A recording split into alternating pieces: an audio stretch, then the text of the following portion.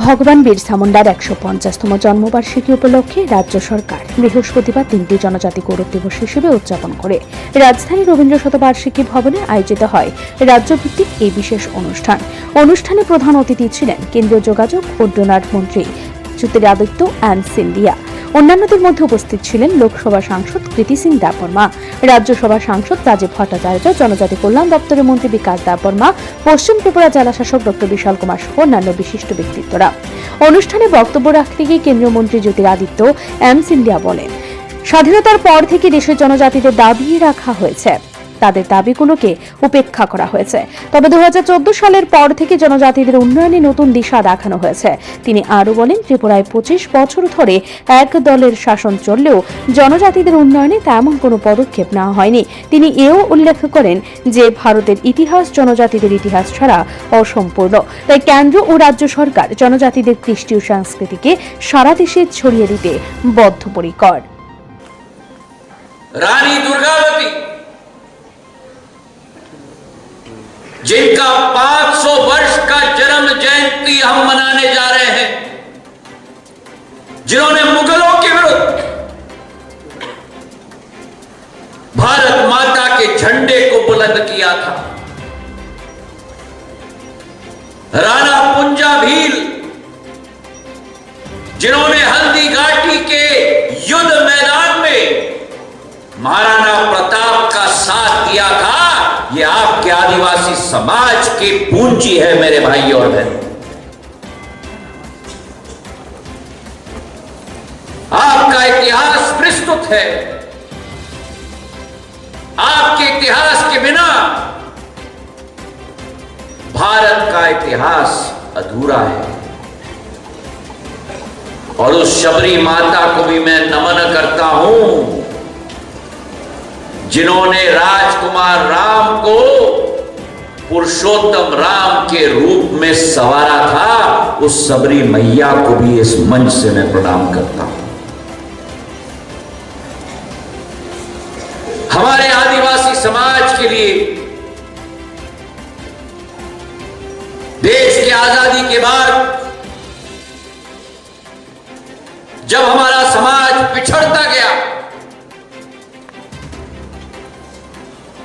अर्थव्यवस्था से कटता गया, विकास और प्रगति से अछूता रह गया, 2014 में एक परिवर्तन आई।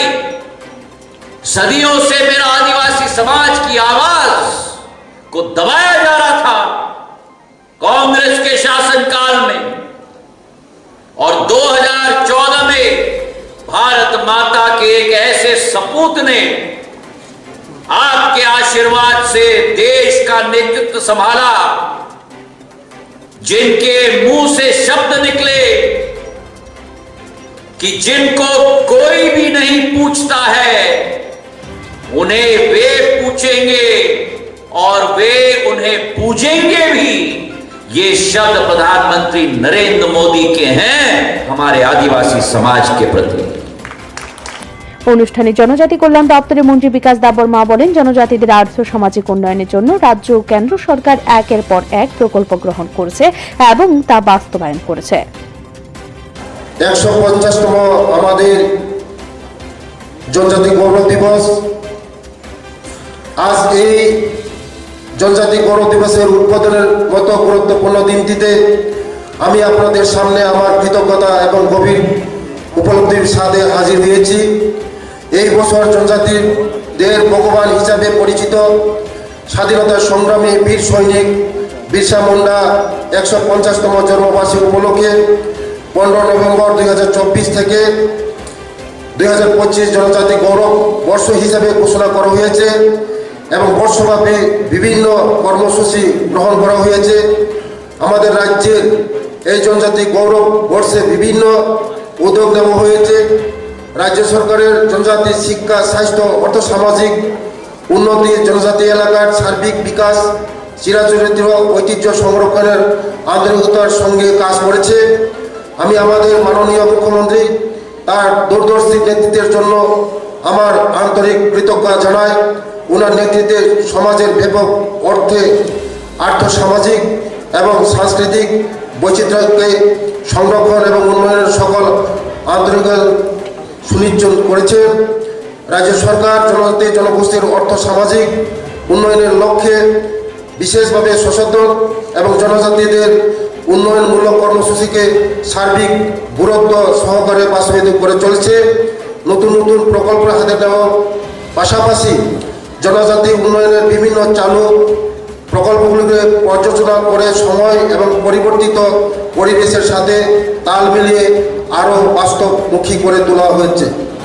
জনজাতি জনগোষ্ঠীর শিক্ষার প্রসারের লক্ষ্যে ছাত্রাবাস বৃদ্ধি, পাক মাধ্যমিক বৃদ্ধি, মাধ্যমিকোত্তর বৃদ্ধি, মাধ্যমিকোত্তর বৃদ্ধির পরিপূরক বৃদ্ধি প্রদান, বিনামূল্য পাঠ্য বই সরবরাহ, মৌলিক বিষয়ের উপর বিশেষ কোচিং ও মাধ্যমিক ড্রপ আউট কোচিং প্রদান, Tripura tribal welfare residential education institution সোসাইটির মাধ্যমে একলব্য মডেল রেসিডেন্সিয়াল স্কুল এবং আশ্রম স্কুল পরিচালনা করা, মেধা পুরস্কার প্রদান, শিক্ষা ও দক্ষতা বৃদ্ধির লক্ষ্যে প্রশিক্ষণ ইত্যাদি কর্মসূচি সফল বাস্তবায়ন করা হচ্ছে।